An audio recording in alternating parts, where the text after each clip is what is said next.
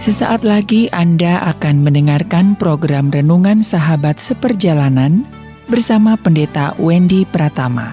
Selamat mendengarkan.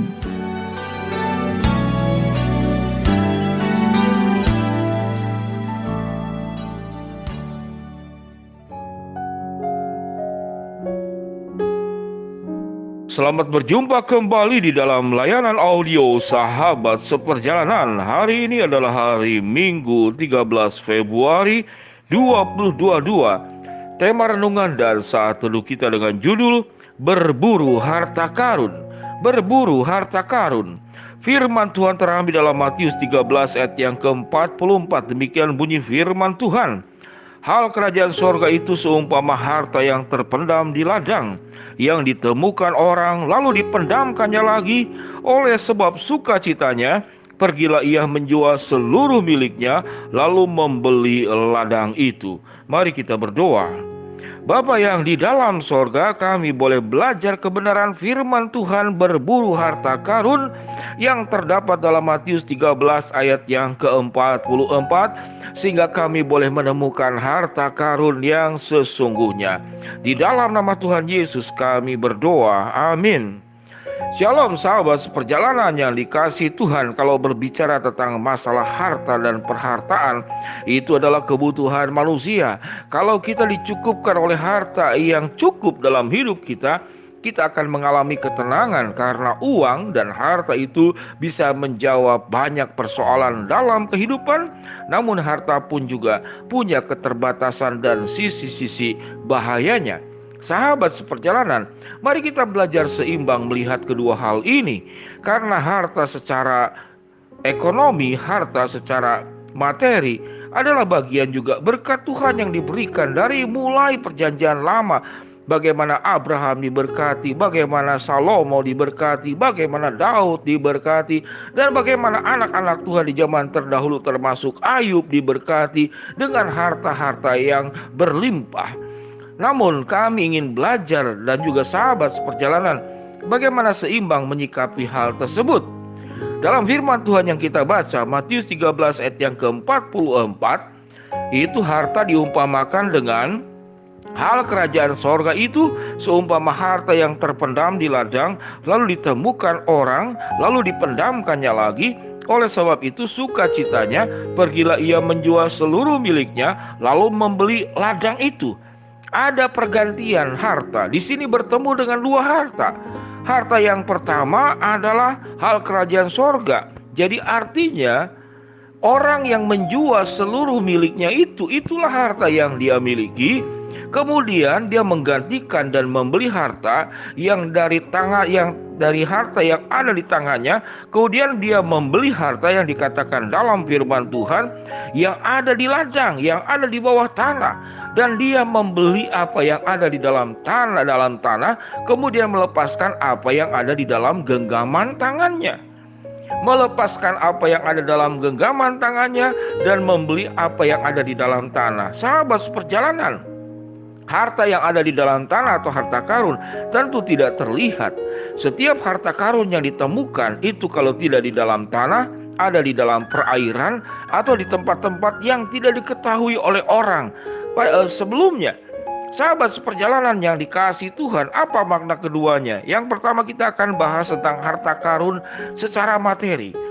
Kata karun, harta karun adalah sebuah kisah yang ada di dalam catatan yang namanya memang karun. Karun itu disebutkan sepupu dari Nabi Musa. Jadi karun ini sangat kaya raya, luar biasa. Dia punya segala sesuatu. Namun dia sangat pelit tatkala dia dimintakan untuk berbagi berkat, berbagi sedekah, melepaskan sebagian hartanya. Dia tidak rela untuk memberikannya. Seakan-akan bahwa harta karun itu adalah nyawanya. Dalam kisah tersebut dikatakan lalu kemudian Tuhan menghukum karun ini yang namanya memang karun.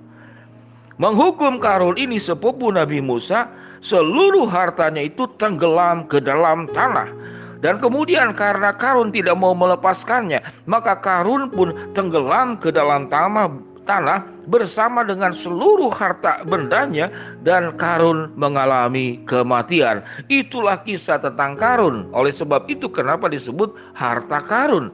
Mungkin sahabat seperjalanan baru kali ini mendengar tentang kisah ini. Sahabat seperjalanan yang dikasihi Tuhan, jadi harta karun dalam istilah finansial, kalau kita boleh katakan, apa yang dikisahkan tersebut memang seperti demikian. Apapun yang ada dalam genggaman kita pada akhirnya akan masuk ke dalam tanah. Dan setiap kita pun sewaktu kita menggenggam apapun yang ada di dalam dunia ini, kita juga akan masuk ke dalam tanah bersama-sama dengan semua harta benda yang kita miliki. Tidak ada yang kekal. Tentu sahabat seperjalanan, saya berdoa dalam kondisi ekonomi yang sulit ini, Tuhan memberkati kita dengan finansial yang cukup. Kalaupun tidak berlimpah, berdoa agar pendapatan untuk mencukupkan kebutuhan keseharian kita itu boleh berjalan dengan lancar. Dan Tuhan pun menjanjikan. Tuhan menjanjikan makanan, Tuhan menjanjikan minuman, Tuhan menjanjikan perlindungan, Tuhan juga menjanjikan kecukupan. Sahabat seperjalanan, namun mengapa bahwa perumpamaan ini berbicara orang itu melepaskan harta dalam genggamannya untuk membeli harta yang ada di dalam tanah? Pengertian harta yang di dalam tanah dikaitkan dengan kerajaan sorga. Kerajaan sorga itu dikaitkan dengan banyak aspek dalam hidup. Harta-harta yang tidak semata-mata harta material, harta benda dalam bentuk emas, perak, permata, dan uang. Sahabat seperjalanan, saya coba gambarkan apa yang dimaksud dengan hal kerajaan sorga itu seumpama harta yang terpendam. Kalau kita berbicara saudara tentang harta karun yang sesungguhnya, maka firman Tuhan berkata keselamatan dalam Kristus adalah harta yang paling pertama. Yang kedua adalah kekekalan. Tatkala kesementaraan dilepas, kita punya kekekalan. Kekekalan hidup di masa-masa yang berikut, dan kefanaan itu akan ditinggalkan. Kita akan berjuang mencari kebahagiaan, bukan hanya kesuksesan. Karena orang sukses belum tentu bahagia, tapi orang bahagia dia sukses untuk mencapai kebahagiaan. Sahabat seperjalanan, kita berjuang untuk karakter-karakter Kristus di atas pesona. Yang kita perjuangkan adalah karakter dan bukan pesona-pesona lahiriah. Yang kita perjuangkan adalah keluarga, bukan jabatan. Apa artinya kita dapatkan segala sesuatu di luar rumah tangga kita, namun rumah tangga kita berantakan, rumah tangga kita acak-acakan? Makanya ada lagu, ya, harta yang paling indah adalah keluarga. Kurang lebih seperti demikian. Jadi berjuanglah yang utama keluarga, selain aspek yang apa yang ada yang di luar. Berjuanglah kita dekat dengan Tuhan, bukan dekat dengan dunia ini. Maka itulah harta karun yang sesungguhnya. Berjuanglah kita tidak hanya mengumpulkan, tapi kita belajar berbagi. Maka kita sedang memperjuangkan harta karun yang sesungguhnya. Sahabat seperjalanan yang dikasihi Tuhan, macam-macam harta karun. Ada harta yang ada dalam genggaman tangan kita, dan ada harta yang ada di dalam tanah yang tidak terlihat, dan itu yang disebut dengan kerajaan sorga. Harta yang ada dalam genggaman tangan kita, kita boleh sebut adalah kerajaan dunia. Kita boleh menjadi raja dalam dunia, kenapa tidak boleh? Tentu boleh. Tetapi ada kerajaan sorga.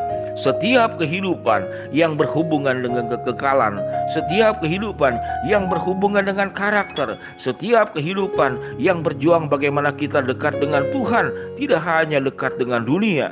Kita berjuang untuk belajar berbagi, tidak hanya mengumpulkan, supaya kita jangan sampai seperti Karun, punya harta berlimpah, namun dia pelit, tidak mau berbagi.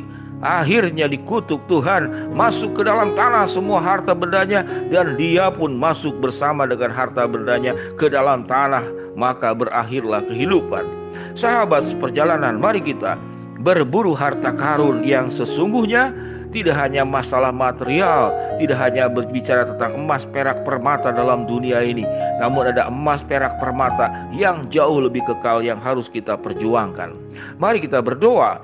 Bapa yang di dalam sorga, hamba-Mu berdoa buat yang sakit Tuhan jamah sembuhkan, yang sedang menghadapi masalah Tuhan bukakan jalan, yang sedang berdoa mengharapkan sesuatu, Tuhan kabulkan dengan waktu, rencana, dan kehendak-Mu. Di dalam nama Tuhan Yesus kami berdoa. Amin. Shalom sahabat seperjalanan, selamat berburu harta karun sebagaimana yang tercatat dalam Matius 13 ayat ke-44. Hal kerajaan sorga yang kita perlu perjuangkan. Shalom, Tuhan memberkati kita semua. Amin.